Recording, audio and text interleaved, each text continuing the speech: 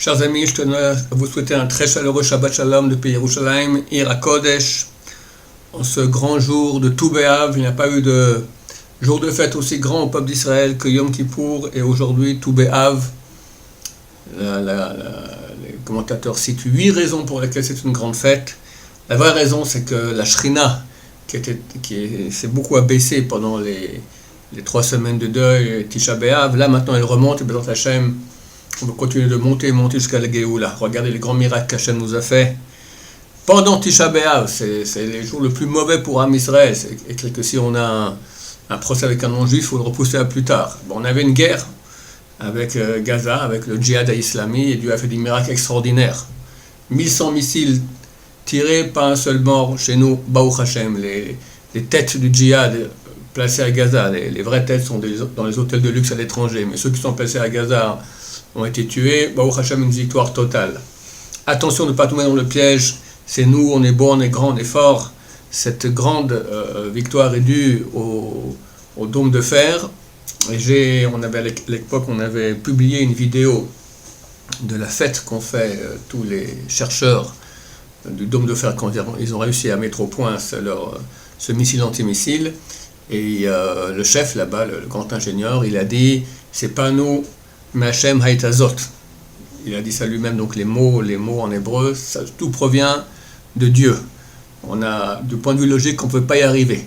Quand j'ai parlé aux Américains dans notre projet, ils ont donné 100 bonnes raisons pour lesquelles ça ne pouvait pas marcher. Chacune était suffisante pour que tout le projet capote. Et bon, Hashem, on a réussi, c'est pas grâce à nous, c'est grâce à Dieu. Donc Dieu a mis dans la tête de ces ingénieurs-là pour nous sauver, Baruch Hashem, car Dieu aime son peuple. Et si au jour du 9 Av, qui est le jour le pire, pour être en guerre avec des ennemis, on a eu une réussite aussi grande, grâce à Hachem. D'ailleurs, il faut beaucoup le remercier pour cela. Alors il est clair que maintenant ça va aller encore mieux, on espère. Et ça, c'est clair, chers amis, beaucoup grâce à vos prières. Bien sûr, il y a beaucoup d'autres, tout le monde de la Torah qui fleurit ici en terre d'Israël, mais les prières, ça fait énormément. D'ailleurs, à ce propos, notre parachat Vaïtranan, Moshe Rabbeinu supplie Vaïtranan, et j'ai supplié Hachem, 515 prières il a fait pour rentrer en terre d'Israël. Mais Dieu l'a juré qu'il ne pourrait pas rentrer. Alors comment se fait-il qu'il insiste tellement? Alors beaucoup de commentateurs ont donné des réponses. Une des réponses du Panim Meirot est qu'il est écrit dans la Gemara, dans Totei Makot, que si quelqu'un a été jugé par un tribunal rabbinique et il a été condamné à mort, s'il fuit et va dans un autre pays, et là-bas il est de nouveau jugé, le tribunal rabbinique ne peut pas lui dire le premier tribunal a mal jugé, maintenant tu vas vivre. C'est impossible, ils sont obligés de juger comme le premier tribunal rabbinique. Mais s'il a fui en terre d'Israël, le mérite de la terre d'Israël est tellement grand qu'il se peut que sa sanction de peine capitale va être changée en vie. Et dans ce cas-là, il peut être jugé de nouveau et peut-être vivre Bezrat Hashem. Regardez quel mérite de la terre. D'ailleurs, à ce propos, j'ai fait un cours dernièrement, il sera en ligne, je pense, cette semaine, sur ce grand cadeau qu'Hachem nous a donné, la terre d'Israël. Moshe Rabbeinu, il prie. Aucune des bonnes actions, c'est écrit qu'il n'y a pas de personne au monde qui va autant de bonnes actions que Moshe Rabbeinu. Tout ce qu'il a fait pour sortir le peuple d'Israël d'Égypte, amener la Torah, tout ce il a intercédé pour le peuple d'Israël dans le désert. Néanmoins, ces bonnes actions n'ont pas suffi, et le serment qu'a fait Hachem de ne pas le faire entrer en Israël, néanmoins, est resté.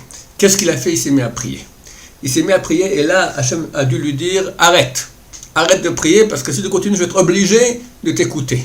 Donc, Moshe, par respect à Hachem, a arrêté de prier, mais on voit que s'il avait continué, Dieu aurait dû accepter. On voit que Dieu lui dit arrête. Pourquoi il lui dit arrête? Continue à prier, je ne veux pas t'écouter. Lui, non, arrête, parce que Hachem sait qu'en dans un moment, il sera carrément obligé d'écouter la prière de Moshe.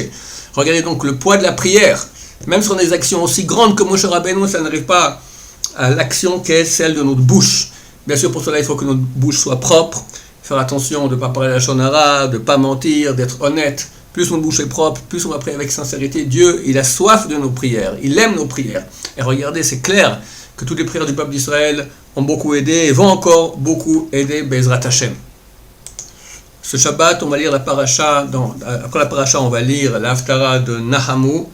Après qu'on ait lu 3 Haftarot de malheur pendant les 3 semaines de deuil, en 17 Tammuz et 9 Av, maintenant on va avoir 7 Shabbatot jusqu'à Rosh Hashanah, où on va lire des Haftarot de Nechama.